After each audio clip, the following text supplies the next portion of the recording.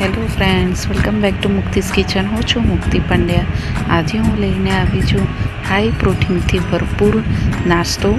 આ નાસ્તો તમે ડાયટવાળા બી ખાઈ શકે છે, બાળકોને લંચ બોક્સમાં બી તમે આપી શકો છો અને હલકી ભૂખ હોય ત્યારે બી ખાઈ શકો છો. ખૂબ ટેસ્ટી લાગે છે.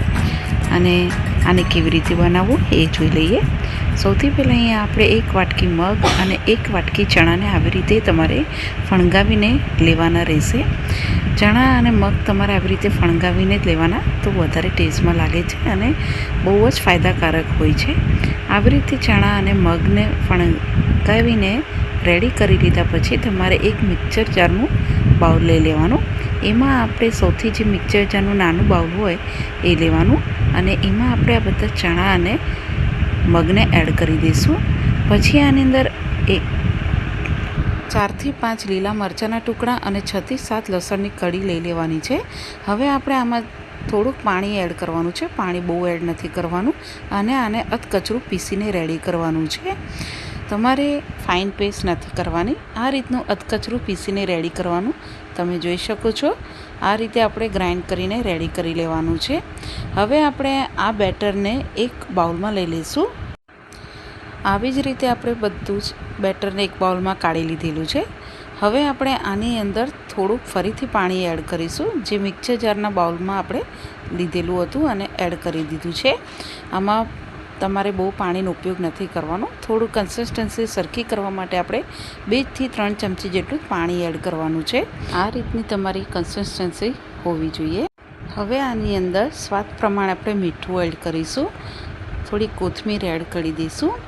કોથમીર એડ થઈ જાય પછી 1 થી 2 ચમચી જેટલા સફેદ તલ એડ કરીશું. પિંચ ઓફ જેટલું લાલ મરચું અને પિંચ ઓફ જેટલું હળદર પાવડર એડ કરીશું. હવે બેટરમાં સરસ રીતે મસાલાને મિક્સ કરી લેવાનું છે. અહીંયા મસાલાનું પ્રમાણ તમારે બહુ જ ઓછું રાખવાનું. અહીંયા આપણું આ બેટર નાસ્તા માટે રેડી થઈ ગયું છે. હવે આપણે આની અંદર એડ કરીશું 1 ચમચી જેવો ઇનો ફ્રૂટ સોલ્ટ. જો તમારે ઈનો ના હોય તો તમે અહીંયા ખાવાનો સોડાનો ઉપયોગ કરી શકો છો અને સરસ રીતે આને મિક્સ કરી લઈશું. આવી રીતે સરસ રીતે મિક્સ થઈ જાય અને ફાઇનલી તમારું આ બેટર રેડી થઈ ગયું છે. હવે ગેસ ચાલુ કરીને આપણે અપ્પેની ટ્રે મૂકી દઈશું અને એને મેં પહેલાંથી જ ગ્રીસ કરીને રેડી રાખી છે. હવે ટ્રે અહીંયા ગરમ થાય એટલે આપણે આમાં જે બેટર બનાવી છે એમાંથી એક ચમચાનું લઈને આ બધા જ કાણામાં આપણે એડ કરી દઈશું. આવી રીતે બધું એડ થઈ જાય પછી આને ઢાંકી દઈશું અને સ્લો ગેસની ફ્લેમ ઉપર આપણે 2 થી 3 મિનિટ સુધી થવા દઈશું. 3 મિનિટ જેવું થાય એટલે આપણે ખોલીને જોઈ લઈએ. તમે જોઈ શકો છો આપણે બધા જ અપ્પે સરસ એવા ફૂલ્યા છે. હવે આપણે આને બધા એક એક કરીને આપણે આને ચમચીની મદદથી બધા પલટાવી લઈશું. આવી રીતે બધા તમારે પલટાવીને રેડી કરી લેવાના. હવે આપણે ફરીથી આને ઢાંકી દઈશું અને બીજી 2 થી 3 મિનિટ માટે થવા દઈશું. 3 મિનિટ જેવું થાય એટલે ફરીથી ખોલીને જોઈ લઈએ અને ચમચીની મદદથી આપણે પલટાવી લઈશું. તમે જોઈ શકો છો કે બધા જ આ અપ્પે બીજી સાઈડ બી સરસ એવા કૂક થઈ ગયા છે અને ક્રિસ્પી બી થઈ ગયા છે. આવી રીતે બધા જ અપ્પે બનાવીને તમારે રેડી કરવાના. તો હવે ગેસની ફ્લેમ આપણે બંધ કરી દઈશું અને આને હવે સર્વ કરી લઈએ. તો અહીંયા આપણું હાઈ પ્રોટીનથી ભરપૂર નાસ્તો રેડી છે. તમે આ બેટરમાંથી અપ્પે બનાવી શકો છો કે પછી હાંડવો બનાવી શકો છો, ચીલા બનાવી શકો છો. જે તમારે બનાવવું હોય એ તમે આમાંથી બનાવી શકો છો.